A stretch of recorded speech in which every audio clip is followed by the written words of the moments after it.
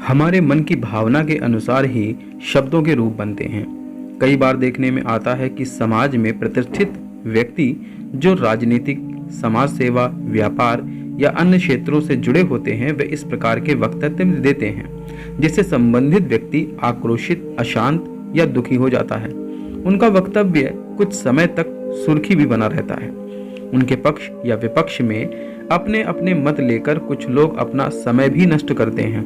कुछ समय बाद कथित प्रतिष्ठित व्यक्ति या तो अपना वक्तव्य वापस ले लेता है या फिर उस पर अपना स्पष्टीकरण देते हुए क्षमा मांग लेता है।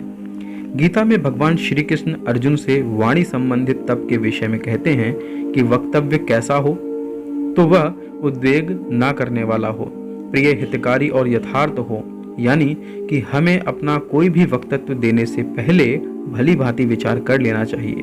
वह दूसरों के लिए प्रिय और उनके लिए हित के लिए होना चाहिए। अपमान या अनिष्ट करने वाला वक्तव्य ना हो, झूठे तथ्यों पर आधारित ना हो, यानी बोलने वाले की जानकारी के अनुसार वह पूरी तरह से वास्तविक तथ्यों पर आधारित हो।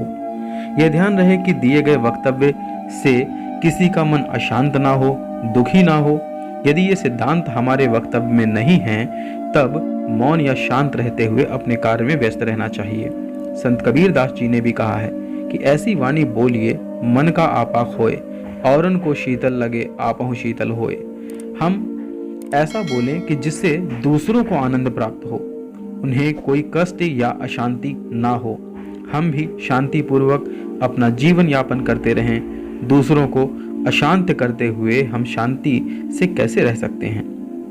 जो अपने को बुरा लगे वह दूसरों के साथ नहीं करना चाहिए। हमारी कटु वाणी दूसरों को तीर की तरह चुभ जाती है तो उसके साथ मधुर संबंध नहीं रह पाते हैं। कहा भी जाता है कि मधुर वचन औषधि, कटु वचन तीर है। महाभारत में आता है, दूसरों के मर्म पर आघात ना करें, क्रूरतापूर्ण बात ना बोलें, औरों को नीचा ना दिखाएं। जो दूसरों के मर्म के स्थानों पर चोट लगा करते हैं, ऐसे वचन विद्वान पुरुष दूसरों के प्रति कभी ना कहें। एक बार द्रौपदी ने दुर्योधन की खिल्ली उड़ाकर कह दिया था कि अंधे का पुत्र अंधा ही होता है। यह अपमान दुर्योधन के दिल में तीर की तरह चुभ गया और महाभारत युद्ध की आधारशिला में यह भी एक कारण बन गया। हमारी 5 कर्म इंद्रियों में से वाणी भी एक कर्म इंद्री है और वक्तव्य उसका विषय। हमारे मन के भाव या विचार हमारे शब्दों से व्यक्त होते हैं। हम अपनी वाणी से किसी को अपना मित्र बना लेते हैं तो किसी को अपना शत्रु।